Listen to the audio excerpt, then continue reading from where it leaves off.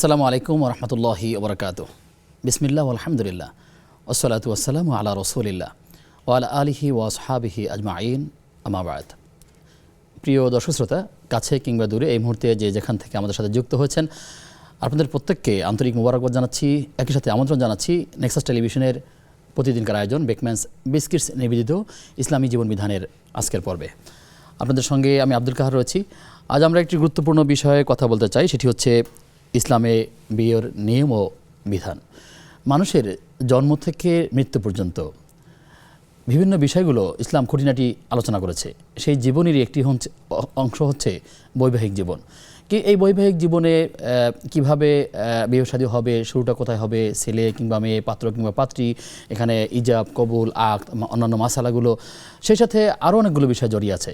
এই বিষয়গুলো আমরা সঠিকভাবে না জানবার কারণে এমন বড় বড় ভুল করে ফেলি যে এই ভুলের কারণে কখনো কোনো কবিরা গুনাহ হয়ে থাকে, কখনো কোনো বিবাহগুলো ভেঙে যায়। এখানে বিবাহের ক্ষেত্রে কোন কোন সম্পর্কগুলো বৈধ ইত্যাদি বিষয়গুলো আসলে আমরা আজ আলোচনা করার চেষ্টা করবো ইনশাআল্লাহ তাআলা। প্রিয় দর্শক, আমাদের মাঝে আমন্ত্রিত হয়েছেন সাবেক বিশ্ববিদ্যালয় শিক্ষক শাইখুল হাদিস হাফেজ ডক্টর এবিএম হিজবুল্লাহ। আসসালামু আলাইকুম ওয়া রাহমাতুল্লাহ। ওয়া আলাইকুম আসসালাম ওয়া রাহমাতুল্লাহি ওয়া বারাকাতুহু। একটি সপ্তাহ ঘুরে স্যার আপনার সাথে আবারও দেখা।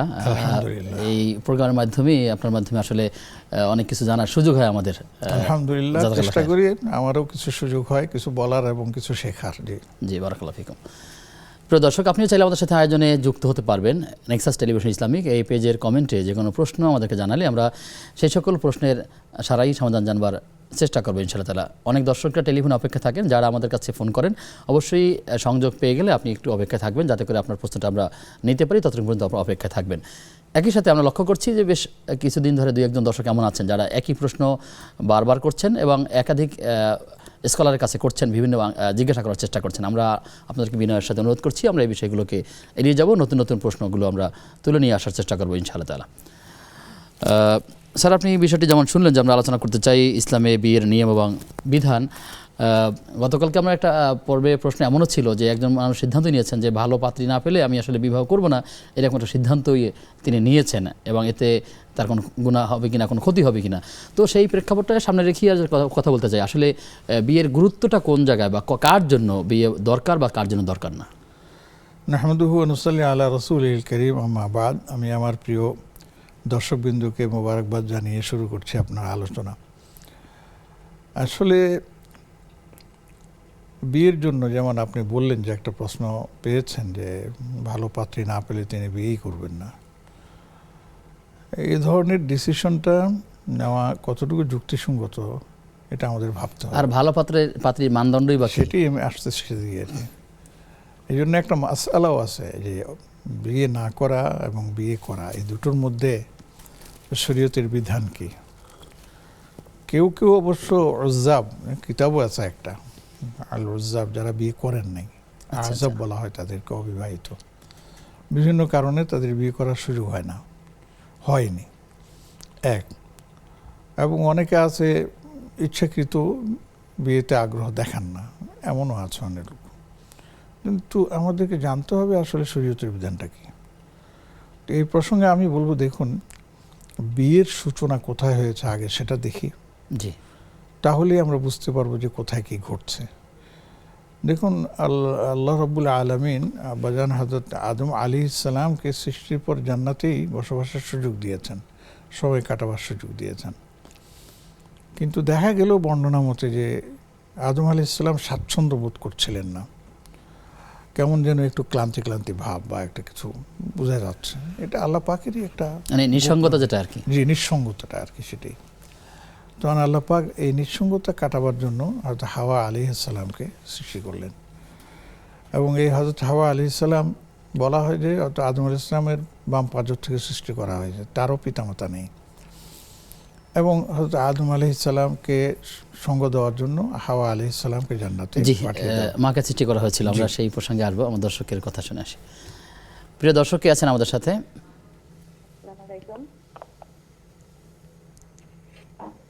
আসসালামু আলাইকুম। ওয়ালাইকুম আসসালাম ওয়া রাহমাতুল্লাহ। আমার প্রশ্ন হচ্ছে যে কাজা নামাজ সম্পর্কে। আমরা যে অনেক বছরের যে নামাজ পড়ি নাই, এখানকার যে ফরজ নফল মরার কথায় অত হয়নি, অনেক বছর আগে, অনেক বছরের নামাজ। তাহলে এগুলা বলে পড়তেই হবে, পড়লে এত আমরা সিরিয়াল কিভাবে ঠিক রাখুম। আর মনে করেন আমি আজকে জোহর যদি মনে করেন ওই আগের একদিনের জোহর যদি আজকে না পড়তে পারলাম, ওই দিনেরই আবার আজকে আসরেরটা পড়লাম, তাহলে কালকে আবার কিভাবে পড়ুন? কালকে তো হে 2 দিনের জোহরের এভাবে কেমনে কি সিরিয়াল মেনটেন রাখা সম্ভব? কিভাবে কেমনে কি পড়লে কি করলে আমাদের যেগুলো আদায় হবে, কিভাবে কি? জি সেক্ষেত্রে যদি জোহরের মনে করেন 4 রাকাত সুন্নত যদি আমি না পড়া জোহরের ওই আগের খরচ গুলা করি, এইভাবে পড়লে কি গুনাহ হবে নাকি সঠিক হবে না কেমনি কি? আমরা বুঝতে পেরেছি। আপনি থাকুন আমাদের সাথে। আমাদের সাথে আরও একজন দর্শক যুক্ত আছেন। দর্শক কে আছেন? আসসালামু আলাইকুম ওয়া রাহমাতুল্লাহ।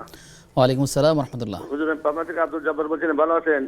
জি আব্দুল জব্বার ভাই, আমরা ভালো আছি, জি আশা করছি স্যার, আপনি আমি ভালো আছেন। প্রথমে একটা প্রশ্ন করব। এই হিজবুল্লাহ স্যারের কাছে, ডক্টর ABM হিজবুল্লাহ, তো উনি সকালবেলা উঠেই ওনার কণ্ঠের অনেক কথা শুনতে পাই এবং ওনার কথাগুলি আমি খাতা কলম নিয়ে বসি এবং নোট করি, কাট করি। এগুলি শিখে জানিয়ে আমি মসজিদে দুয়ার মাহফিল এবং জানাজার নামাজের সামনে কথা বলার মতো আল্লাহ আমার তৌফিক দান করছে। ওমা তাওফিক ইল্লা বিল্লাহ। প্রথম প্রশ্ন হচ্ছে যে বিয়ের বিষয়টা, আমরা তো বিয়ের অপশন আপনাদের কাছে শুনছি যে বিয়ে আপনার মূল কথাটা বলুন। জি আমরা আপনি বিবরণ দিয়েছেন। যাচ্ছি ওরই বলতেছি যে বিয়ের বিষয়টা, আপনাদের বিয়ের বিষয়টা প্রথমে আপনাদের সৌন্দর্য, ধার্মিকতা, অবস্থা, 3টে অপশন আছে, আরো আছে। একটা নারীর ভিতর যদি সৌন্দর্যতা না থাকে, তার যদি ধার্মিকতা না থাকে, ও মেয়েকে বিবাহ এমনি থাকবে নাকি? 1 নম্বর প্রশ্ন। আর 2 নম্বর প্রশ্ন, বিয়ে, আমার বয়স প্রায় 60 বছর কাছাকাছি, আমার স্ত্রী মারা গেছে, স্যারদের কাছে বলছি দোয়া প্রার্থী, 2 বছরের মতো আমার দেখতে মনে হয় যে আমি মানে ইয়ং আছি, কিন্তু আমার মনের দিক দিয়ে আমি কিন্তু ফিট না। আর ভাই কিছু করার দরকার নেই, কিন্তু আমাকে অনেকে বিয়ের কথা বলে, কিন্তু আমি তো ফিট না। কিভাবে তাদেরকে বোঝাবো? আসসালামু আলাইকুম। জি ওয়ালাইকুম আসসালাম রহমতুল্লাহ। আপনি থাকুন আমাদের সাথে। আমরা আরেকজন দর্শককে পেয়েছি। দর্শক কে আছেন আমাদের সাথে? হ্যালো, আসসালামু আলাইকুম। ওয়ালাইকুম আসসালাম রহমতুল্লাহ। হ্যাঁ হুজুর, আমার একটা প্রশ্ন ছিল। জি জি হ্যাঁ, আমার হুজুর একটা ছেলে আর আমার স্বামী আছে। আমার হুজুর, আমার ছেলে এবং স্বামী এমনি রোজা করে, কিন্তু ওরা নামাজ পড়তেছে না। আমি আল্লাহর রহমতে আপনাদের অনুষ্ঠান দেখি, আবার নামাজ কালাম যা আছে সবই করি, কিন্তু আমি এদেরকে দিনের পর টানতে পারি না। আমি খুব কষ্টে আছি। আমার ছেলের জন্য, স্বামীর জন্য একটু দোয়া করবো। না আমি আর কি করবো? এটা অনেক বলি, ওরা জুম্মায় যেতে চায় না। আমি অনেক ওদের জন্য অনেক চেষ্টা করি, খাবার দিই না, এমনি অনেক বলি, কিন্তু শোনে না ওরা। জীবন, আপনার প্রশ্ন পেয়েছি এবং আপনি আবেগপ্রবণ হয়েছেন। আপনার অনেক মনে কষ্ট আছে। আসলে তারা ইসলাম মানছে না, দিনের পথে আসছে না, এটা আপনার মনে কষ্ট। এরকম অনেক বোনেরই আছে। আমরা সবার জন্য দোয়া করি, আল্লাহ তাআলা আপনাদেরকে এই দোয়াগুলো কবুল করুন এবং একটি সুন্দর পরিবার যেন ফিরে পান, সেই জন্য আপনাদের জন্য দোয়া থাকলো। অনেক এমন আছেন যাদের আফসোসই নাই, আছে নামাজ পড়ছে না, দিন মানছে না, তাদের তো আফসোসই নেই। সেই জায়গা থেকে আপনি অনেক এগিয়ে আছেন। আল্লাহর কাছে দোয়া করি আল্লাহ তাআলা আপনাকে উত্তম বিনিময় দান করুন। স্যার আপনার এই প্রশ্নের উত্তর দিবেন ইনশাআল্লাহ তাআলা। জি স্যার, আপনি যে বিষয়টি শুরুতে শেষ করতে চাইছিলেন যে মা হাওয়া আলাইহিস সালামকে সৃষ্টি করার মধ্য দিয়ে হ্যাঁ, আসলে এটা শুরু হয়েছে, তাহলে আমরা এটা বলতে পারি বিয়ের সূত্র এবং সূচনা হয়েছে জান্নাতে।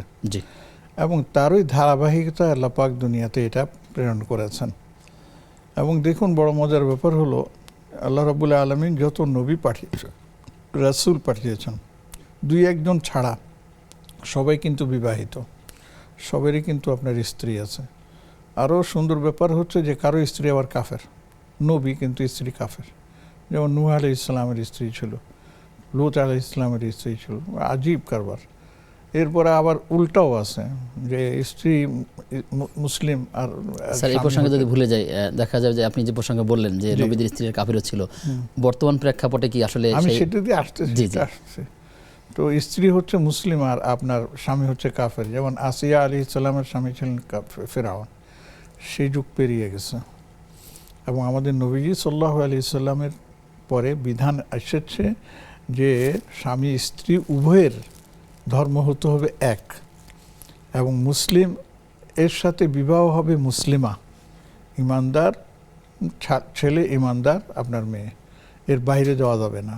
এই জন্য ধর্মীয় বিবাহ অনেক ঘটছে, এগুলোর পিছনে অনেক রহস্য আছে, ষড়যন্ত্র আছে, ভাগোয়া লাভ ইত্যাদি আপনার আছে বিভিন্ন জায়গায়। আর বিদেশে তো এখন বিয়ে শাদী নেই, মানুষের লিভ টুগেদার চলে। অথচ বিয়ে শাদী এটা আল্লাহর পক্ষ থেকে নির্ধারিত একটি বিধান, আমাদের জন্য এটা মানতে হবে। এখন প্রশ্ন হলো যে বিয়ে অনেক সময় হয় ফরজ, আবার কখনো সেটা হয়ে যায় আপনার সুন্নাহ, আবার কখনো সেটা হয়ে যায় হারাম, এটাও আছে। মানে ব্যক্তি বিশেষে আলাদা আলাদা, ব্যক্তি বিশেষে আলাদা আলাদা। দেখুন নবীজি সাল্লাল্লাহু আলাইহি ওয়াসাল্লাম আমাদেরকে উৎসাহিত করেছেন বিয়ের জন্য, এবং যুবকদের উদ্দেশ্যে নবীজি সাল্লাল্লাহু আলাইহি ওয়াসাল্লাম বলছেন, ইয়া মাশার শাবাব মান ইসতাতা মিনকুমুল বাআ ফালইয়াতাজাওয়াজ, যার সামর্থ্য আছে, এই সামর্থ্য, হে যুবকেরা যার সামর্থ্য আছে, সামর্থ্য বলতে বোঝানো হয়েছে আর্থিক সামর্থ্য, সামর্থ্য বলতে বোঝানো দৈহিক সামর্থ্য, সামর্থ্য বলতে বোঝানো হয়েছে মানসিক সামর্থ্য। এই যার কাছে আছে সে যেন তার মানে চাহিদা পূরণের জন্য জৈবিক এবং শারীরিক, সেই জন্য সে বিয়ে করে। স্যার যদি আপনি আমাকে ছোট করে বলেন যে বিয়েটা কার জন্য ফরজ, কার জন্য সুন্নত, আবার কার করারই দরকার নাই অথবা এই করবেন না, জন্য এটা আমি বলতেছিলাম যে আপনার এর নাম কি, যে যাদের সামর্থ্য আছে এবং যাদেরকে জানি বলে আপনার এই স্ত্রী চালাবার মতো ক্ষমতা আছে, এবং তাদের জন্য বিয়ের উপযুক্ত যখন হয়ে যায়, এদের জন্য এটা ফরজ, এটা তাদের করতেই হবে। মানে যদি সে গুনাহে লিপ্ত হওয়ার সম্ভাবনা হ্যাঁ, থাকে, সেটাকেই সামনে রেখে বলছি যে সে যেন গুনাহে লিপ্ত না হয়, সেই জন্য পরকীয়া, সেই জন্য আপনার যৌনপল্লী বা অন্য দিকে যেন তার চোখ না যায়, এবং সামর্থ্য আছে, তাহলে তার জন্য বিয়ে করাটা ফরজ, সে বাঁচতে পারবে না। জি ঠিক আছে। আর সুন্নাহ হচ্ছে যিনি বলে সামর্থ্য আছে, সব কিছু আছে, কিন্তু সে তার শারীরিকভাবে এখনও সেই বিয়ের মানে প্রয়োজনীয়তার অনুভব করছে না, সেই ক্ষেত্রে তাকে বিয়ে করাটা হচ্ছে তার জন্য সুন্নাহ। কিন্তু এটাই, এই সুন্নাহটার সম্পর্কে আমাদের নবীজি সাল্লাল্লাহু আলাইহি ওয়াসাল্লাম বলছেন কি, যে নিকাহু সুন্নতি ফামান রাগিবা আন সুন্নতি ফালাইসা মিন্নি, এই বিয়ে হচ্ছে আমার সুন্নাহ, এবং যে এই সুন্নাহকে অস্বীকার করবে, মানবে না, তাহলে সে তো আমার উম্মতের অন্তর্ভুক্ত হতে পারে না। তা আমরা দেখেছি যে ছেলে মেয়ে যখন প্রাপ্তবয়স্ক হয়ে যায়, তখন তার চাহিদা হয় না, এই কথাটা কেউ যদি জোর করে বলে আমি এটা মানতে রাজি না, এটা আল্লাহর পক্ষ থেকে একটা সিস্টেম, আপনি কিভাবে এটাকে অস্বীকার করতে পারেন যে আমার এটার প্রতি আগ্রহ নেই। হ্যাঁ, এমন কিছু লোক পাওয়া যায়, আমরা আগেও দেখেছি, এবং বললাম কিতাবুল ইজ্জাব নামে একটা কিতাবও আছে অবিবাহিতদের, যে তারা বিয়ে শাদীর ধারে কাছেও আসেন না মানে তারা পড়ালেখা বা বিভিন্ন কাজ এত মগ্ন ছিলেন, বিশেষ করে পড়ালেখার ক্ষেত্রে, যে তাদের বিয়ে করার চিন্তাও মাথায় আসে না, এবং এই করে আপনার জীবনটা পার হয়ে গেছে, করার সুযোগ হয়নি। তো এই যদি হয় অবস্থা, তাহলে সেক্ষেত্রে তিনি না করলেন, সেটা ভিন্ন কথা, সেটা হবে। আর বিয়ে করাটা হারাম এটা বলা হয়, কিন্তু আসলে এটা হারাম না, এটা বলা হয় যে তিনি বলে যদি সেই স্ত্রীকে ভরণ পোষণ দিতে না পারে। আপনার কাছে আবার আসবো বিরতির পর ইনশাআল্লাহ। প্রিয় দর্শক, আমাদের সাথে কে আছেন? আমার প্রশ্ন ছিল দুনিয়াবি চিন্তা করবো জি, নামাজের মধ্যে, তখন আমরা কি করব? প্রশ্ন তো আমরা ভালোভাবে বুঝতে পারিনি। পরবর্তীতে কে দর্শক আছেন? দর্শক আমাদের সাথে আর কে আছেন? দর্শক শুনতে পাচ্ছেন কি? প্রিয় দর্শক, আপনারা দেখছেন বেকম্যানস বিস্কিটস নিবেদিত ইসলামী জীবন বিধান। সময় হয়েছে একটা বিরতির, ফিরছি কিছুক্ষণ পর, সাথে থাকুন।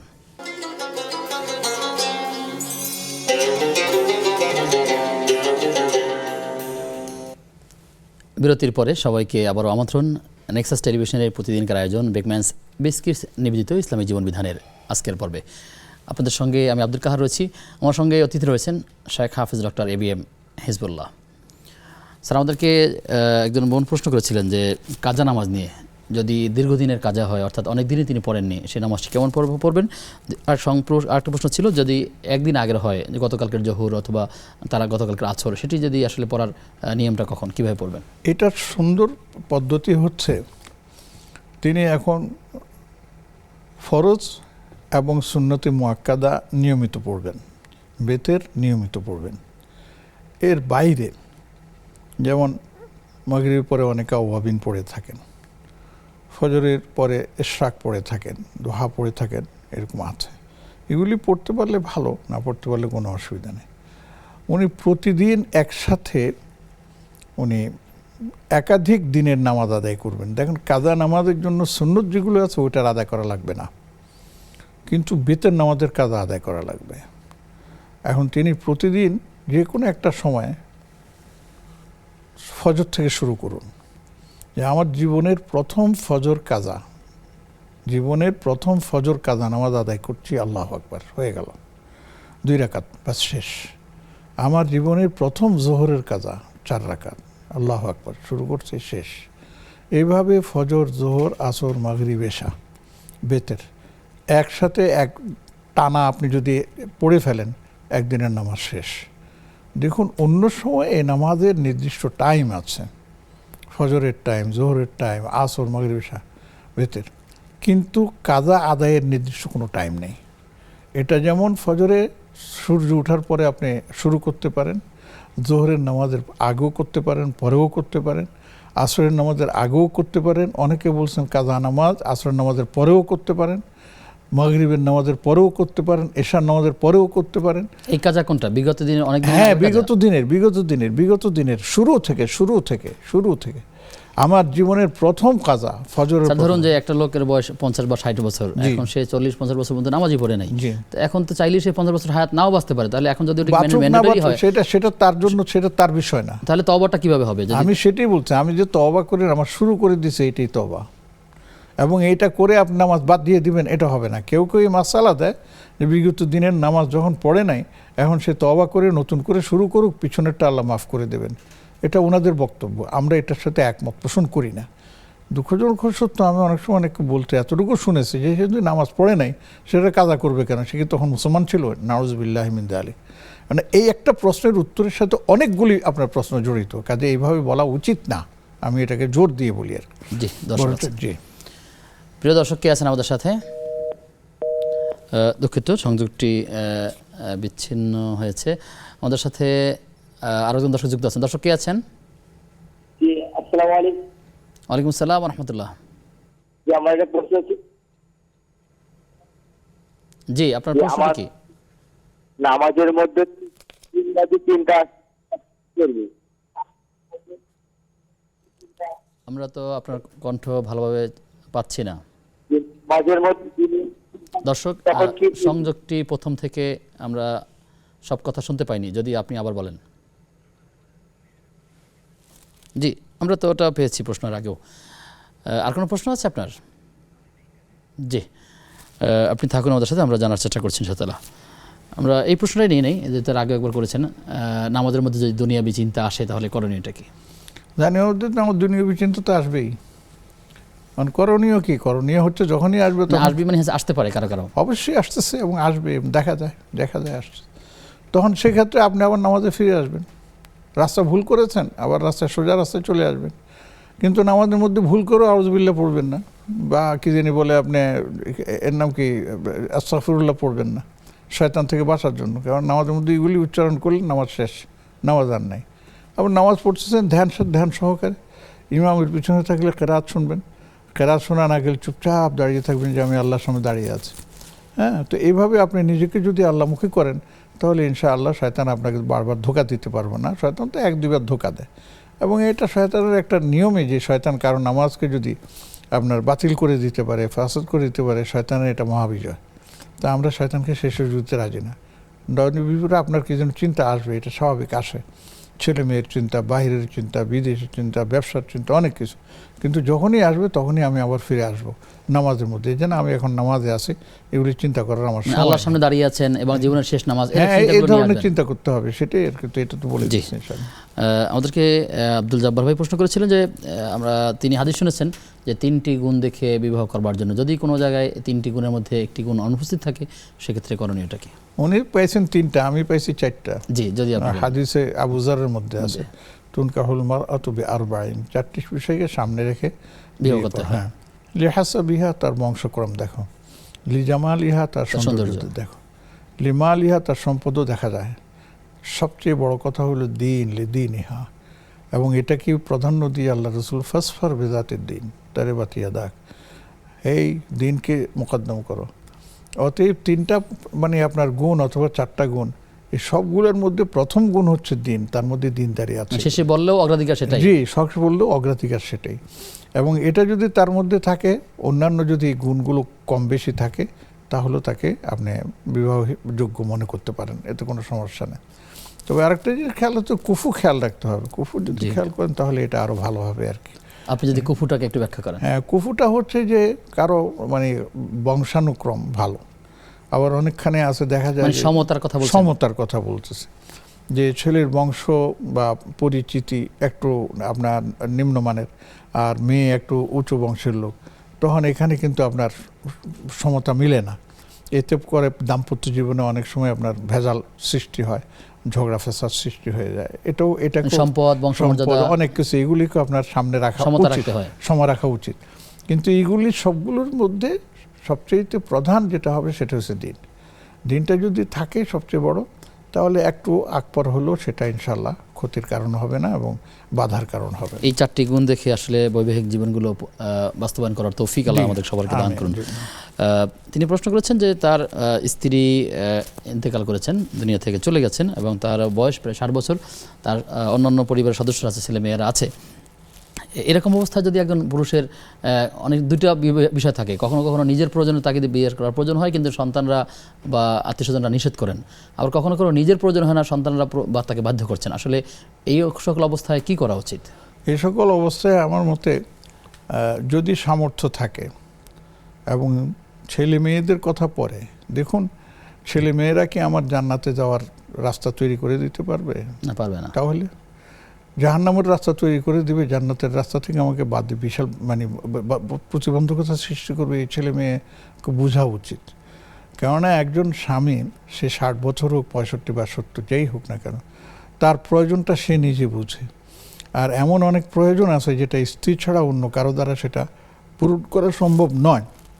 সেক্ষেত্রে আমি মানে ছেলে মেয়েদের, সন্তানদের উদ্দেশ্যে বলবো, বাবা যদি অবস্থায় থাকে, দয়া করে বাবাকে আপনারা বুঝিয়ে শুনিয়ে আরেকটু বিয়ে করিয়ে দেন। বাবা চাইবে না, কিন্তু মনে রাখবেন কিছুদিন যাওয়ার পর বাবাও চাইবে যে এখন আমার বিয়ের দরকার, কিন্তু লজ্জা, শরম ইত্যাদির পরিবেশের কারণে সেটা সে বলতেও পারে না।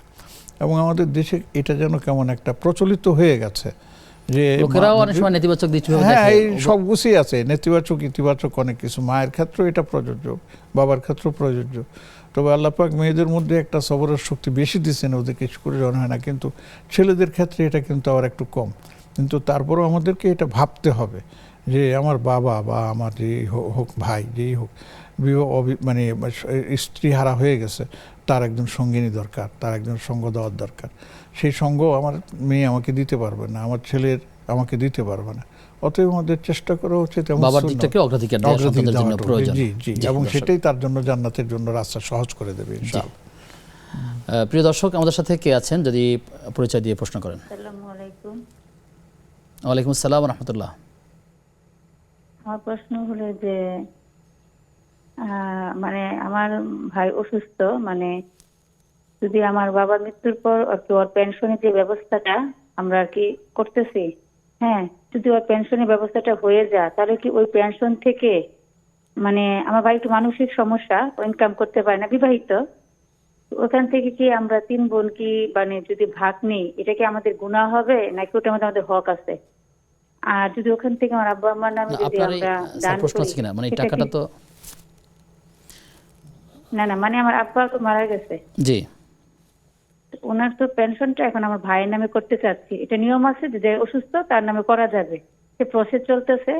যদি প্রসেসটা কার্যকর হয়, তো ওখান থেকে কি আমরা কি 3 বোনকে ওখান থেকে আমরা ভাগ নিতে পারবো কিনা? যদি ভাগটা নিই, ওর নাম হওয়ার পরেও, ওটা তো আমার আব্বার ছিল, আব্বাটা ওর নামে দিব আর কি, তো ওটা নিলে কি আমাদের গুনাহ হবে কিনা? আর আমরা যদি ওটা থেকে আমার আব্বা আম্মার নামে দান করি মাসে একটা, মানে এতিমখানা বা কোনো জায়গায়, আমার আব্বা আম্মা ওটা সওয়াব পাবে কিনা, মানে এটা আর কি। ঠিক আছে।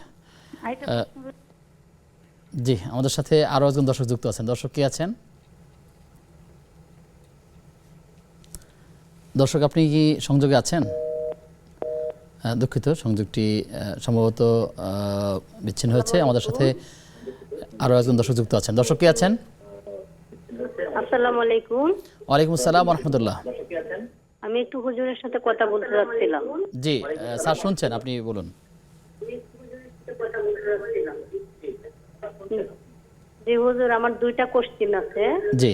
একটা কোশ্চেন হচ্ছে যে আমার প্রতিবেশী আমাকে কোশ্চেনটা একটু শুনতে বলল আমার প্রতিবেশী সে আমাকে বলল যে আপনি তো রোজ এই ইসলামিক অনুষ্ঠানটা দেখেন, তো একটা কোশ্চিন আমাকে একটু শুনে একটু বলবেন। তো কোশ্চিনটা হচ্ছে ওরা মানে পারিবারিক ভাবেই বিয়ে করছে, ফুফাতো বোন আর মামাতো ভাই। তো এখন বিয়ের পর থেকে কি ওই স্বামীটা মানে সৎমার কথা শুনে, ভাইয়ের কথা শুনে ওই মেয়েটাকে খুব মারপিট করে, অত্যাচার করে। এইভাবে সে থাকতে থাকতে তার 14 বছর হয়ে গেছে সংসার, এবং 14 বছরের একটা ছেলেও আছে, ছেলেটা হেফজা পড়তেছে, আর এমনি মেয়েটার 8 বছর মহিলা মাদ্রাসায় পড়তেছে। তো এখন ওই স্বামীটার মুখের অবস্থা এত জঘন্য হয়েছে যে ফুপুকে নিয়ে সে নোংরা বাসায় গালিগালাজ করে। এখন মহিলাটা সিদ্ধান্ত নিছে যে সে এখন তাকে মানে ডিভোর্স দিয়ে দিবে। এখন এটার করণীয় কি? আচ্ছা ঠিক আছে, আপনার প্রশ্নটা আমরা বুঝতে পেরেছি, স্যার এটার জবাব। জি, দ্বিতীয় প্রশ্নটা হচ্ছে যে সোহেলের রোজাগুলা যে শুরু হয়ে গেছে এবং প্রায় শেষের দিকেও হয়ে গেছে, তো বাংতি রোজাগুলা কি শেষ করে ওইগুলা রাখতে হবে নাকি ওইগুলা আগে রেখে পরে বাংতিগুলা রাখা যাবে? এবং ওই যে বৃহস্পতিবার আর ওই যে রবিবার যে রোজাগুলা রাখা হয় ওর মধ্যে দিয়ে কি ওই রোজাগুলা শেষ করা যাবে নাকি, বাংতি রোজাগুলা? জি বুঝতে পেরেছি, আপনি থাকুন আমাদের সাথে, আমরা জানবার চেষ্টা করবো ইনশাআল্লাহ। প্রিয় দর্শক, আপনারা দেখছেন বেকম্যানস বিস্কিটস নিবেদিত ইসলামী জীবন বিধান। সময় হয়েছে আবার একটা বিরতির, ফিরছি কিছুক্ষণ পর, সাথে থাকুন।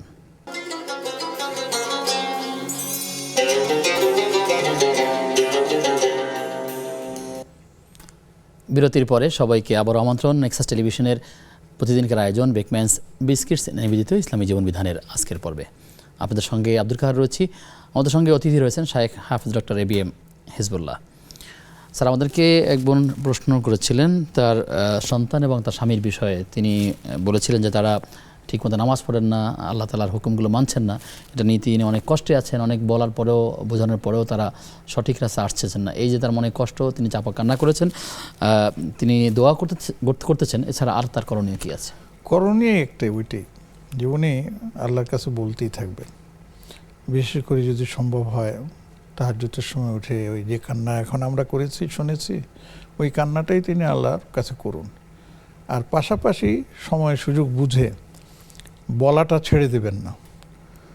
স্বামীর উপর তার যেমন হক আছে, স্বামীকে বুঝাতে পারেন, কিন্তু তাকে তো আর বাধ্য করতে পারবেন না।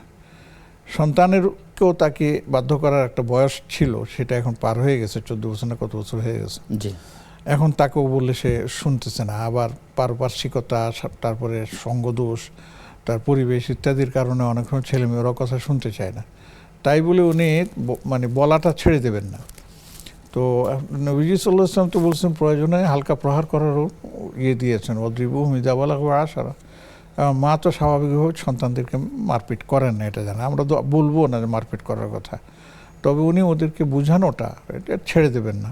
সুযোগ পেলে, সময় পেলে, আদর করে, সোহাগ করে, মান অভিমান করে, মানে ভালোবাসার মধ্যে থেকে শাসন যতটুকু করা যায় করবেন। আর আল্লাহর কাছে শুধু বলবেন যে আল্লাহ, আমার ছেলে মেয়েদেরকে, আমার স্বামীকে আপনি মেহরবানি করে দ্বীনের পথে আসার তৌফিক দেন, দ্বীন মানার তৌফিক দেন। ইনশাআল্লাহ আল্লাহ পাক তার এই চোখের পানি বৃথা যেতে দেবেন না। এক সময় তিনি এটা কবুল করেই ফেলবেন। আর সামর্থ্য থাকলে আমাদের বোন তার হাজবেন্ডকে যদি কোনো গিফট দেন এবং এমন কিছু বিষয় সময় থাকে তাকে খুব বুঝিয়ে বলা বা গুছিয়ে বলা, অনুরোধ করে বলা, সেটা বলতে পারেন, অসুবিধা নেই ইনশাআল্লাহ। জি ইনশাআল্লাহ তাআলা।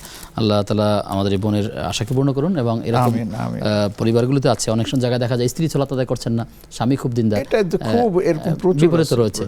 আল্লাহ সবাইকে বোঝা তৌফিক দান করুন। আমাদেরকে একজন প্রশ্ন করেছেন যে তার ভাই অসুস্থ, তার বাবার পেনশনের কিছু টাকা আছে, এই টাকাটা ব্যাংকে আছে। এখন এই বোনেরা যদি টাকা এখান থেকে নেন তাহলে তার গুনাহ হবে কিনা, অথবা তার নেওয়া উচিত কিনা, বা ভাইয়ের জন্য ছাড় দেওয়া উচিত কিনা, আসলে কি করা উচিত? ইসলাম কি বলছে? শরীয়তে ইসলাম বলছে যে বাবা হোক মা হোক, তারা যে সম্পদ রেখে যাবে এই সম্পদের অধিকার ছেলে মেয়েদের উভয়েরই আছে। মা থাকলে মায়েরও আছে, বাবা থাকলে বাবারও। সেই ছেলে মেয়ে সুস্থ কিংবা অসুস্থ এটা আসলে এখানে ধর্তব্য নয়। হ্যাঁ, তবে মানুষের একটা বিবেক আছে যে আমার ছেলে মেয়ে কি জানি বলে ভাই যে অসুস্থ, তার চিকিৎসা খরচ লাগে, আচ্ছা ঠিক আছে আমরা যতটুকু পাবো আমরা কিছু ছাড় দিয়ে ওকে আমরা কিছু দিলাম, কিছু রাখলাম। শুধু এটুকুই না, যদি বোনদের সামর্থ্য থাকে প্রয়োজন আরো বেশি দেওয়া লাগে দেয়। এবং অনেক বোন এরকম আছে যে বাবা আমার কি জানি বলে বাবার সম্পত্তি নেওয়ার দরকার নেই, আল্লাহ আমাকে যথেষ্ট দিয়েছে। বরঞ্চ অনেক বোন আছে যে ভাইয়ের চিকিৎসা খরচ তার হাজবেন্ডদেরকে বুঝিয়ে বরং আরো বেশি না সাপোর্ট না আরো দেওয়ার চেষ্টা বেশি করে। দেয়, এবং হাজবেন্ডটাও খুব ভালো, তারাও এটার মধ্যে সাপোর্ট দেয়। এরকম যদি হয় তাহলে কোনো সমস্যা নেই। আর যদি ওনারা নিতে চান তাহলে নেওয়ার অধিকার তাদের আছে। এতে তার গুনাহ হবে না? না, এতে তার গুনাহ হবে না ইনশাআল্লাহ। জি ইনশাআল্লাহ তাআলা। আমাদেরকে একজন প্রশ্ন করেছেন যে তিনি তারা বললেন তার প্রতিবেশীর উদাহরণ দিয়ে প্রশ্নটাই তিনি করেছেন। বিবাহ হওয়ার মধ্যে দীর্ঘদিন পার হয়ে গেল, কিন্তু স্বামীর অত্যাচারে স্ত্রী অনেক কষ্ট পাচ্ছেন। এখন স্ত্রী সিদ্ধান্ত নিয়েছেন তিনি তালাকের দিকে যাবেন বা ডিভোর্সের দিকে যাবেন। এটি আসলে ঠিক হবে কিনা, আসলে কি করা উচিত? বোনের উপর তিনি মানসিকভাবে নির্যাতন করছেন, শারীরিকভাবে নির্যাতন করছেন। জি জি জি। তো এই ব্যাপারে আমি একটা সমাধান দেই আমাদের কোরআনে কারীমের মধ্যে, সেটা আছে ওয়াইন খিফতুম শিকাকা বাইনহিমা ফাবআসু হাকামান মিন আহলি ওয়া হাকামান মিন আহলিহা। যখন দুইজনের মধ্যে বনিবনাই হচ্ছে না, তখন আল্লাহ আমাদেরকে সিদ্ধান্ত দিয়েছেন যে তোমরা উভয় পক্ষের যারা মুরব্বী শ্রেণীর আছে বা কথা বলতে পারে তাদেরকে বসাও, বসে সুবিধা অসুবিধাগুলো পর্যালোচনা করো, পর্যালোচনার পর সিদ্ধান্ত নাও। যদি রাখার সিদ্ধান্ত হয় থাকবে, আর যদি ডিভোর্স বা সেপারেশনের সিদ্ধান্ত তাহলে করবে। শরীয়তে এই অধিকার দিয়ে রেখেছেন। আবার স্ত্রীও ইচ্ছে করলে মুরব্বিদের মাধ্যমে চেষ্টা করা প্রথমে, আর যদি সেখান থেকে না হয় তখন তিনি ইচ্ছা করলে নিজেও ডিভোর্স বা আপনার সেপারেশনের মানে সিদ্ধান্ত নিতে পারবেন। তবে আমার এখানে পরামর্শ থাকবে, এটা নেওয়ার আগে তিনি লোকাল কোনো ভালো অভিজ্ঞ আলেমের শরণাপন্ন হয়ে তাদের থেকে পরামর্শ নিলে আরও ভালো হবে ইনশাআল্লাহ। জি শুকরিয়া আপনাকে। প্রিয় দর্শক কে আছেন আমাদের সাথে, পরিচয় দিয়ে প্রশ্ন করুন। জি, আসসালামু আলাইকুম। ওয়ালাইকুম আসসালাম ওয়া রাহমাতুল্লাহ। আমি ফরিদ বলছিলাম রামপুরা থেকে। জি আমার দুটো কোশ্চেন। আমি শুনেছি যে হাদিসকে পুড়িয়ে ফেলতে বলেছি। জি হাদিস উনি ওনার সময় যখন হাদিস একজন লিখেছিলেন, উনি বলেছিলেন যে হাদিস যেমন না লেখা হয়। স্যার আপনি এটার কষ্ট আসলে পাচ্ছেন? মানে দর্শক আপনার প্রশ্ন তো আমরা ভালোভাবে পাচ্ছি না, যদি আপনি একটু ক্লিয়ার করে বলেন, একটু সময় নিয়ে। আচ্ছা, আমি শুনেছি হযরত সাল্লাল্লাহু ওনার সাহাবীরা ওনার হাদিসগুলো লিখে রাখতেন। তো উনি এক সময় বলেছেন যে হাদিসগুলো পুড়িয়ে ফেলতে, কিন্তু অনেক পরে আমরা দেখলাম যে হাদিস লেখা হচ্ছে, বুখারী শরীফ লেখা আছে। এই ব্যাপারে যদি একটু বুঝিয়ে দিতেন। জি আরেকটা প্রশ্ন হচ্ছে যে আমাদের কালিমা যেটা আমরা বলি লা ইলাহা ইল্লাল্লাহ, আহলে হাদিসরা বলে লা ইলাহা ইল্লাল্লাহ মুহাম্মদুর রাসূলুল্লাহ বলাটা ঠিক না। এটা যদি একটু বলেন, কোরআনে যদি কোথাও নাই মুহাম্মদ সাল্লাল্লাহু আলাইহি ওয়াসাল্লাম,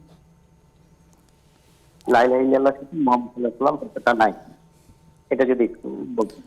জি প্রিয় দর্শক আপনি থাকুন আমাদের সাথে, আমরা জানবার চেষ্টা করছি ইনশাআল্লাহ।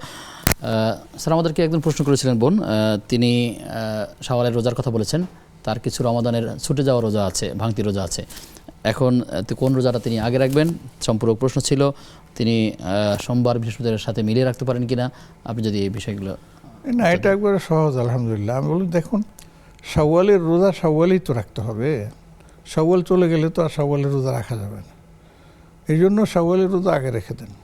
তারপরে ভাঙতি রোজার জন্য অনেক সময় বাকি আছে, পরবর্তী মাসেও রাখতে পারবেন তিনি। অবশ্য কেউ কেউ এটা বলেছে যে ভাঙতি রোজা আগে করে মানে রমজানের রোজা পূর্ণ করার পরে এটা অনেকে বলেন, কিন্তু এটা মানে অগ্রাধিকার যোগ্য আপনার মাসআলা না। অগ্রাধিকার মাসআলা হলো যে আপনি ইচ্ছা করলে শাওয়ালের রোজা আগে রেখে পরে ভাঙতি রোজা রাখতে পারবেন। 1 2 নম্বর হচ্ছে যে সোমবার এবং বৃহস্পতির রোজার সাথে শাওয়ালের রোজা মিলিয়ে রাখা যাবে, কিন্তু ভাঙতি রোজা রাখা যাবে না। কারণ ভাঙতি রোজা সম্পূর্ণ বিপরীত একটা ফরজ রোজা। জি, ফরজ রোজার জন্য যদি আপনি সোমবারে রাখেন, বৃহস্পতিবার আদায় হবে, কিন্তু সেটা সোমবার এবং বৃহস্পতির রোজা হিসাবে গণ্য হবে না। সেটা হবে যে আপনার কাজা রোজা হিসাবে আপনার গণ্য হবে। বাকি আল্লাহ পাক আপনাকে যদি ডাবল সওয়াব দেন সেটা তো আল্লাহর ইচ্ছা। তিনি সোমবারে চিন্তা করে রাখবেন না, না না, সেটা ফরজের চিন্তা করে কাজার নাম করে সেটা রাখবেন, কাজার নিয়ত করে সেটা রাখবেন। যদি ফরজের চিন্তাও করেন যে নফলের, তাহলে সেটা কাজা হিসাবে গণ্য হবে, সেটা নফল হিসাবে গণ্য হবে না। জি জি শুকরিয়া স্যার। একটি প্রশ্ন এমন আছে যে লা ইলাহা ইল্লাল্লাহ মুহাম্মাদুর রাসূলুল্লাহ দুটো আলাদা শব্দ এই কালিমাটার, তো এই সংক্রান্ত নানা বিষয়গুলো নিয়ে একটু বিভিন্ন স্কলারের বক্তব্যের মধ্যে বুঝের ঘাটতির কাছ থেকে দর্শকদের মাঝে ভুল মেসেজ যাচ্ছে, যদি আপনি ক্লিয়ার করে দেন। ক্লিয়ার কথা হচ্ছে লা ইলাহা ইল্লাল্লাহ মুহাম্মাদুর রাসূলুল্লাহ, এটা কালিমা তাইয়্যিবা, এবং এই পুরাটা এখানে বোঝানো হয়েছে। এখন যারা বলেন যে এটা নাই পুরোটা, আমি বলবো তারা আর একটু পড়াশোনা করুন, আচ্ছা করে তারপরে এটা বলার চেষ্টা করুন। আমার কিতাবের নাম মনে আসতেছে না, কিন্তু আমি এটা পেয়েছি পরিষ্কার, কি জানি বলে লা ইলাহা ইল্লাল্লাহ মুহাম্মাদুর রাসূলুল্লাহ, পরিষ্কার বলা আছে, ঠিক আছে? এটা কোরআনে- দুই জায়গায় আছে। দুই জায়গায় আছে, জি। কোরআনে কারিমে অবশ্য লা ইলাহা ইল্লাল্লাহু মুহাম্মাদুর রাসূলুল্লাহ সবটা মিলে একটা নাই, লা ইলাহা আলাদা আছে, মুহাম্মাদুর রাসূলুল্লাহ আলাদা আছে, সেটা মিলে লা ইলাহা ইল্লাল্লাহু মুহাম্মাদুর রাসূলুল্লাহ বলা হয়েছে। তবে আমরা যে কালিমা তয়্যিবার কথা বলি, সে কালিমা তয়্যিবা লা ইলাহা ইল্লাল্লাহু মুহাম্মাদুর রাসূলুল্লাহ, যেটা আপনি বলেছেন দুই জায়গায় আছে, কেউ আরও বেশি জায়গায় কথা বলেছেন। তো অতএব এই কথাগুলো বলে বিভ্রান্তি যারা ছড়াচ্ছেন, আমরা তাদের জন্য হেদায়েতের দোয়াই করবে, এছাড়া আর কিছু বলবো না। জি জি, শুক্রিয়া স্যার। একটি বিষয় হচ্ছে এই বিয়ে সংক্রান্ত প্রশ্ন, সেটি হচ্ছে ছেলে বা মেয়ের এই বিবাহের বয়সের ক্ষেত্রে কতটুকু পার্থক্য থাকতে পারে, এটি একটি বিষয়, যে ব্যবধান বয়সের কত হবে ক্ষেত্রে বুঝতে পারছি, বয়সের ক্ষেত্রে একজন থেকে আরেকজনের। জি, একজন থেকে আরেকজনের। এখন আমাদের দেশে এটা নিয়ম হয়ে গেছে, ছেলের বয়স বেশি হবে, মেয়ের বয়স কম হবে। এখন যদি আমি উল্টো প্রশ্ন করি যে আমাদের নবীজি সাল্লাল্লাহু আলাইহি সাল্লামের বিয়ের সময় আমাদের আম্মাজান হযরত খাদিজা রাদিয়াল্লাহু তাআলা আনহুর বয়স আর আমাদের নবীজির বয়সের পার্থক্য কত ছিল, সেটাকে আপনারা জানেন, তাহলে আপনি কি জবাব দেবেন? নবীজি সাল্লাল্লাহু আলাইহি সাল্লামের বয়স মাত্র 25, আর আম্মাজান হযরত খাদিজা রাদিয়াল্লাহু তাআলার বয়স তখন প্রায় 40, 15 বছরের বেশ কম। এবং মজার ব্যাপার হচ্ছে যে নবীজি সাল্লাল্লাহু আলাইহি সাল্লাম আম্মাজান খাদিজা রাদিয়াল্লাহু তাআলা আনহার জীবদ্দশায় তিনি দ্বিতীয় বিয়ের নামও নেন নাই, করেনও নাই। ওনার ইন্তেকালের পরে তখন তিনি একাধিক বিয়ে দিয়ে গেছেন। অপরদিকে দেখুন, হযরত আম্মাজান হযরত আয়েশা রাদিয়াল্লাহু তাআলা আনহা আর নবীজির বয়সের পার্থক্য ছিল অনেক বেশি। এটা নিয়ে আবার অনেকে বিভিন্ন ধরনের মন্তব্য করে, আল্লাহ তাদেরকে মাফ করে, তাকে হেদায়েত করুন। এগুলি করা কিছুতেই উচিত না। হ্যাঁ, হযরত আয়েশা রাদিয়াল্লাহু তাআলা আনহুর বয়স অনেক কম ছিল, নবী সাল্লাল্লাহু আলাইহি ওয়াসাল্লামের বয়স অনেক বেশি ছিল, সেটা ভিন্ন কথা। কিন্তু বিয়ের বয়স হয়ে গেছে, কি যেন বলে, তাদের সাথে বিয়ে হয়ে যেতে পারে। তারপর এই জন্য আমাদেরকে এখানে কোনো নির্ধারিত বয়সকে আমাদের কি যেন ধরে রাখা উচিত না। আমরা এমনও এখন দেখতেছি যে প্রায় কাছাকাছি বয়সের 1-2 বছরের বেশ কম, কখনো দেখা যাচ্ছে মেয়ের বয়স বেশি, কখনো ছেলের বয়স বেশি, কারো কম কারো বেশি। কিন্তু প্রশ্ন হচ্ছে, যদি উভয়ের মধ্যে সামঞ্জস্যতা এসে যায় এবং উভয়ের মধ্যে যদি দুই পরিবারের মধ্যে মানে এটার ব্যাপারে আপনার সমন্বয় ঘটে, তাহলে সেখানে বিয়ে করার ব্যাপারে কোনো আর একজন আরেকজন যদি বুঝতে সক্ষম হন, জি জি জি, সেটা তাহলে আর সেখানে বয়সটা আপনার ফ্যাক্টর হয়ে দাঁড়ানো উচিত না। জি, শুকরিয়া আপনাকে। বিবাহ শাদীর ক্ষেত্রে আরেকটি বিষয় এমন আছে যে যখন কেউ কোনো পরিবার কোনো ছেলেকে বিবাহ করাবেন, তো ছেলে মেয়ে দেখছেন না, অনেক ক্ষেত্রেই এমনটা এড়িয়ে যাচ্ছেন। পরিবার দেখেন, পরিবারের অন্যান্য ভাই ভগ্নিপতি বা আত্মীয় স্বজনরা দেখার চেষ্টা করছেন, বা তার বোনেরা দেখার চেষ্টা করছেন। আসলে এই পাত্রী দেখার ক্ষেত্রে কি নিয়মটা, সুন্নাহ পদ্ধতিটা কি? সুন্নাহটা হচ্ছে, আমরা তো এখন এটাকে একটা মানে সংস্কৃতি, দেশীয় কালচারের মধ্যে নিয়ে ঘটা করে আমরা মেয়েকে দেখাই। তা আমার এখানে উল্টা একটা প্রশ্ন আছে। আচ্ছা, সেটা হলো এই যে, আমরা তাহলে ঘটা করে ছেলেকে দেখাই না কেন? মেয়েকে ডেকে নিয়ে বলবে তুমি ছেলে দেখো। আর দেখেন, এখানে হচ্ছে শরীয়তের একটা বিধান বড় আজীব। ছেলে মেয়ে দেখবে, যদি সামনাসামনি হয় তাহলে মেয়েও ছেলেকে দেখতেছে, মেয়েরও তো একটা পছন্দের প্রশ্ন আছে, তাই না? আবার এই যে দেখা দেখি আমরা যেভাবে করি, শরীয়তে কিন্তু এভাবে দেখা দেখির কথা বলে নাই। শরীয়তে বলছে তুমি গোপনে মেয়েটাকে দেখে নাও, এই অনুমতি তোমাকে দেওয়া হলো। স্কুলে যাচ্ছে মেয়ে অথবা কলেজ যাচ্ছে মেয়ে, সেখানে সে বোরকা খোলা থাকে বা চেহারা দেখা থাকে, সুযোগ মধ্যে দেখে নাও। আমাদের এক সাহাবীর কথা দেখা গেছে, উনি কি যেন বাগানে গিয়ে গোপনে তারপর মেয়ে দেখছে। এটার কথা বলা, আমরা সেই দিকে না যাই, ঠিক আছে? তো সেটাই বলতেছি আর কি, ছেলে মেয়ে দেখা দেখিটা এটা পারিবারিকভাবে দেখা হোক, অসুবিধা নেই, এটা একটা প্রয়োজন আছে। তাহলে ছেলেও বুঝতে পারলো যে আমার হবু স্ত্রী কে হচ্ছে, আর স্ত্রীও বুঝতে পারলো আমার হবু স্বামী কে হচ্ছে। তাহলে দুজনের মধ্যে একটা কি হবে, সমন্বয় হবে, এবং সুযোগ মতো তাদেরকে 2-4টি কথা বলারও।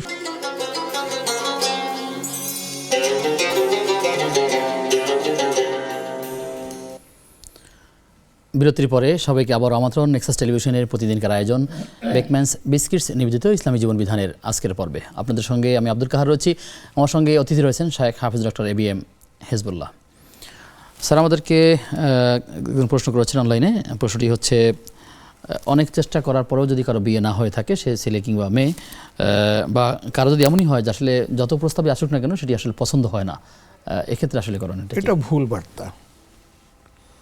অনেক চেষ্টা করার পরেও বিয়ে হচ্ছে না, এটা হতে পারে, আমরা দেখেছি এইভাবে, এটাও ভুল বার্তা। যখনই কোনো প্রস্তাব আসেন তখন সেটাকে নানা কারণে স্কিপ Avoid করে কিন্তু দেয়। বলছেন যে আসলে তাকদিরে থাকলে হবে। আসলে না, এই বিষয়টা এটাই কি? তাকদিরে থাকলে হবে, তাহলে আমরা বলবো ওনার তাকদিরে বিয়েই নেই, তাহলে আপনি কি করবেন? আচ্ছা, এগুলি হচ্ছে অনেকটা নিজেকে বিরত রাখার জন্য আপনার হয়তো চেষ্টা করে, অথবা এরকম কিছু মানুষ আছে, এগুলি আসলে শরীর দৃষ্টিকোণ থেকে সম্পূর্ণ ঠিক নয়, যে বারবার মেয়ে দেখে, বারবার মেয়ে দেখে। এটা কেমন কথা? আপনি কয়জনকে দেখবেন? যদি মেয়ে দেখার এতই আপনার কিন্তু মানে ইয়ে হয়, শখ হয়, তো রাস্তা বেরিয়ে তো বহু মেয়ে দেখা যায়, ওগুলি দেখেন না কেন? আল্লাহ হেফাজত করুক, আমি এটা মানে একটু ক্ষোভে বলেছি, এই কথা ঠিক না। তা আমার বলা হয়েছে, দেখেন, বিয়ের যদি আপনার ইচ্ছাই হয়, ছেলে হোক মেয়ে হোক, আপনি দেখবেন, আপনার পছন্দ মতো দেখবেন, দুই একটু খুঁটিনাটি বিষয় নিয়ে আপনি বাদ দিয়ে দেবেন, এটা ঠিক না। যদি 16% মধ্যে, মানে আমরা বলি যে 100-তে 100 না, যদি 2-4% বা 1-20% কম বেশি থাকে, তাহলে সেটাকে মেনে নেওয়ার আপনার মানসিকতা থাকতে হবে। 100% আপনার কখনই হয় না, এটা একবারে শতকরা 100 সত্য কথা। অতএব এড়িয়ে যাওয়া, বিভিন্ন টালবাহানা করে নিজেকে মানে আপনার কি করা, এর নাম কি, দূরে সরিয়ে রাখা, শরীয়ত এটাকে কখনোই সমর্থন করে না। বরঞ্চ আল্লাহ রসুল যেখানে বলেছেন যে কোনো রকম তোমাদের মধ্যে সামঞ্জস্য হয়ে যায়, তাহলে সেখানে তুমি বিয়ে করে ফেলো। ফাইন্নাহু আগাদ্দু লিল বাসার। মানুষের বাছাই প্রক্রিয়া যদি একটু আপনি শেয়ার করি, সেটা দেখা যায় যে বিয়ে হবে ছেলের সাথে, এখানে সমস্যার কথা, বিয়ে হবে না কেন বলছে ছেলের বাবা 2টা বিয়ে করেছিল, তো ছেলের বাবা 2টা বিয়ে করেছিল, সেজন্য তার বিয়ের কি সমস্যা? মানে এরকম খুঁটিনাটি বিষয়গুলো নিয়ে বিয়েগুলো ভেঙে দেওয়া হচ্ছে, প্রস্তাবগুলো এগুলি নাকচ করা একেবারেই হচ্ছে। হচ্ছে একবারে তুচ্ছ ঘটনা।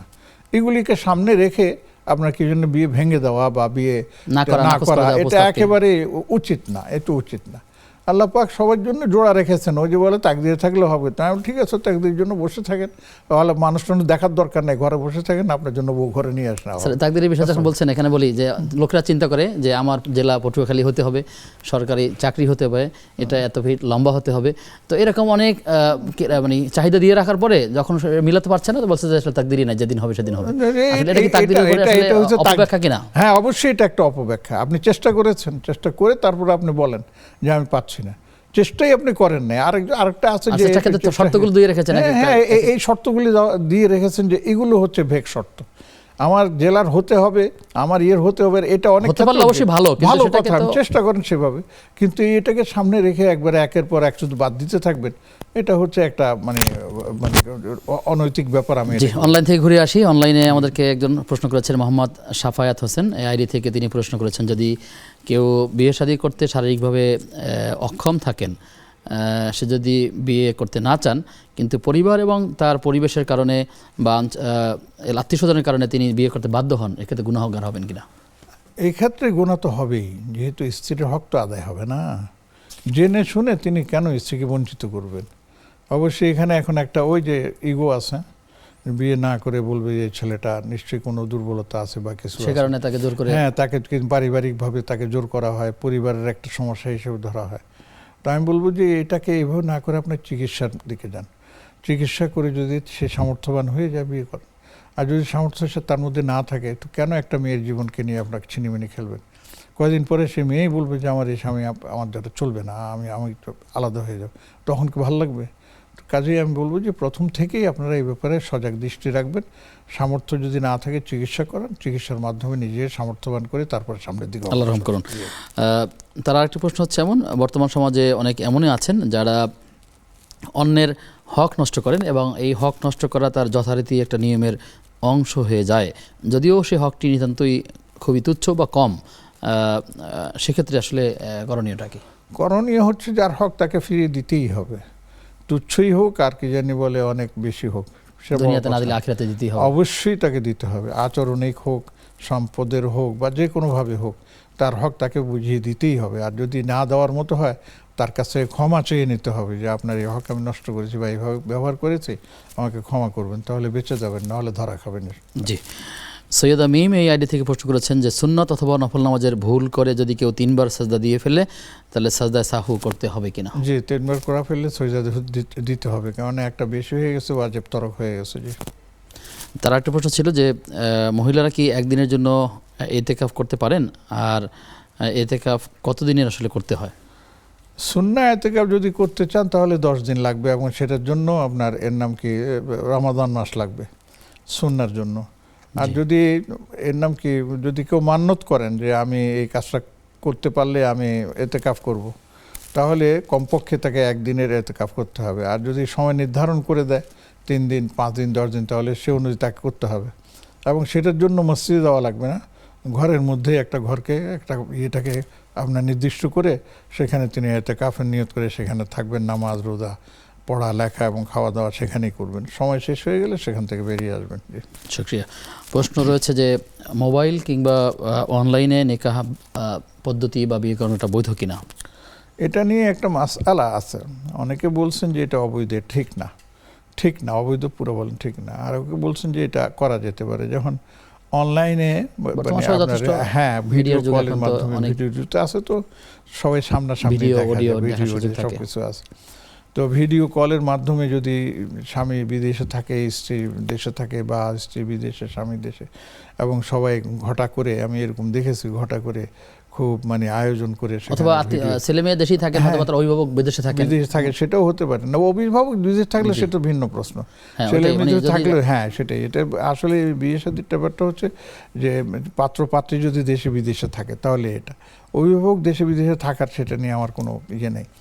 তো এই ক্ষেত্রে তো অভিভাবক লাগবে বিয়ের ক্ষেত্রে, হ্যাঁ সেইটা অভিভাবক তো আপনার দেশে অভিভাবক, এটাও একটা মাসালা আপনি তুলে আনছেন, সেটাও থাকতে পারে, অসুবিধা নেই। সেটা আপনি অনেকে কি জেনে বলে, এখন তো আপনার প্রযুক্তির যুগ, এমনভাবে আপনার মোবাইল সেট করে দেয় যে পুরা ঘরের সবাইকে দেখা যায়, কথা শোনা যায়, বলা যায়, সেখানে হুজুর কালিমা পড়াচ্ছেন, মানে আপনার কি ইজাব কবুল, কোনো ধরনের প্রতারণা না থাকলে, না কোনো প্রতারণা না থাকলে এবং সরাসরি দেখা সাক্ষাতের মধ্যে যদি হয় তাহলে এটাকে বৈধ বলা যাবে। জি, আরেকটি বিষয়, যদি অভিভাবকের কথা যেহেতু আসছে, বিয়েতে কে অভিভাবক হবেন বা শরীয়ত কাকে অভিভাবকের মর্যাদা দিয়েছেন? অভিভাবকের মর্যাদা মেয়ে হলে প্রথমে তার বাবা, যদি বাবা না থাকেন তাহলে তার ভাই, তার ভাই যদি না থাকেন তার চাচা, তার চাচা যদি না থাকেন কেউ কেউ মামার কথা বলেছেন। যদি এদের কেউ না থাকে তাহলে নিকটাত্মীয়, মা কি হতে পারবেন না কখনোই? না, মহিলারা আপনার অভিভাবক হিসাবে, এটা ওলি হিসাবে তাদেরকে গণ্য করা হয় নাই। আবার অনেক সময় দেখা যায় যে একটা মেয়ে বিবাহ হবে বা ছেলে বিবাহ হবে, বাবা দিতে চাচ্ছেন না অথবা মা দিতে চাচ্ছেন, অথবা মা চাচ্ছেন বাবা চাচ্ছেন না, দুজন বিভক্ত হয়ে গেছে সিদ্ধান্তের ক্ষেত্রে।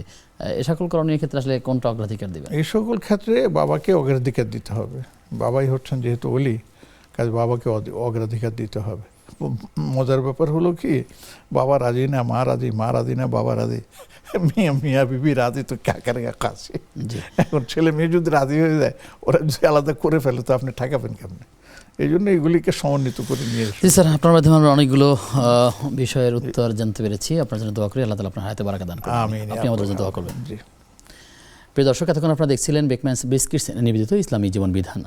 আমরা যতগুলো বিষয়ে কথা বলেছি, আল্লাহ তাআলার কাছে দোয়া করি আল্লাহ তাআলা এখান থেকে যে বিষয়গুলো করণীয় আছে তার জন্য করতে পারি, যে বিষয়গুলো বর্জন করার বিষয় আছে তার জন্য ব্যক্তি, পরিবার, সমাজ আমরা সেই বিষয়গুলো বর্জন করতে পারি। আল্লাহ আমাদেরকে সে তৌফিক দান করুন। আজ এ পর্যন্তই।